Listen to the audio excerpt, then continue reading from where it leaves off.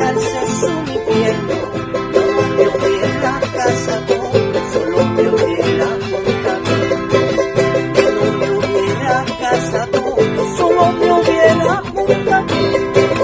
Cuando yo la conocí, era bonita y bonita, pero ahora ya de casado, ella es celosa y bonita.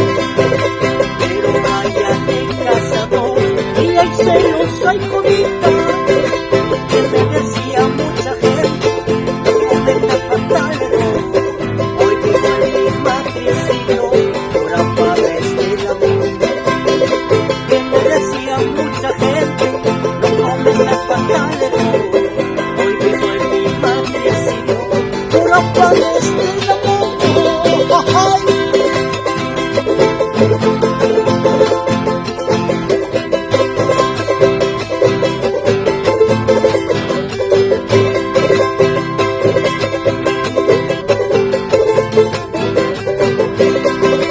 Ni ropa había lavado, tampoco había cocinado.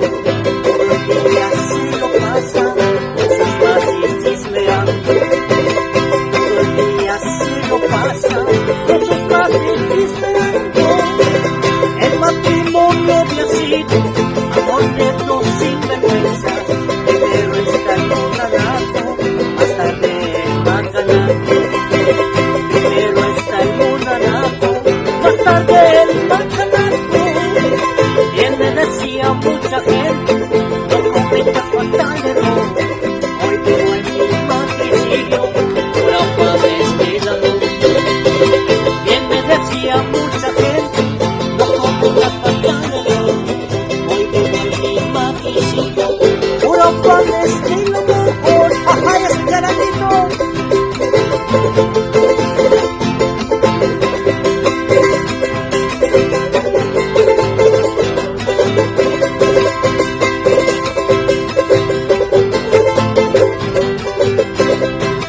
Todo el día se lo pasa frente al espejo y la tele, pero para la cocina ni atrás ni adelante.